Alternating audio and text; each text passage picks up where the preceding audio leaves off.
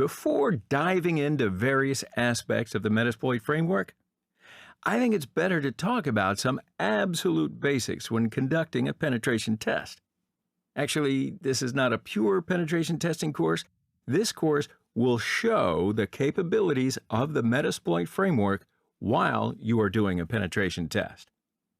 So that means I'm going to summarize the phases and the steps of a penetration test.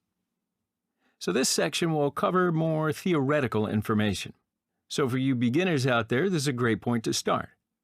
On the other side of things, for the one who has a basic understanding of the penetration testing, I guess you can skip over to other chapters. But I don't recommend this because this section completes the course properly. And what did I tell you before?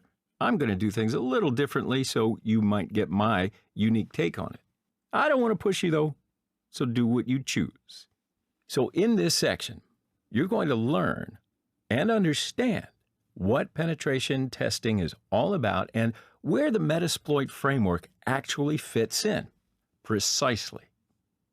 So in this short section, you have entered the world of penetration testing and one basic question immediately comes to mind. What is it? I'm sure that your answers to this question will be close, but they're going to be slightly different. I obviously can't actually guess your answers, but I know your definitions won't be enough because there isn't an exact definition, right? All the books and all the courses expand the definition of penetration testing, and this effort, unfortunately, makes it harder to understand. So I've been doing penetration testing for years and years, too many to count without some help.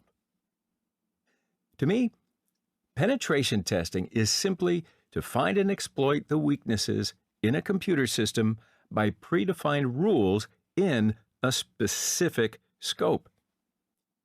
Compared to a vulnerability assessment, on a penetration test, you not only discover the vulnerabilities that could be used by attackers, but also you need to exploit the vulnerabilities to assess what attackers might gain after a successful exploitation. So you will simulate an attacker as a penetration tester. Now by this, you're going to figure out security weaknesses, find vulnerabilities, and identify the security level of the systems. A little bit Mr. Robot style, haha!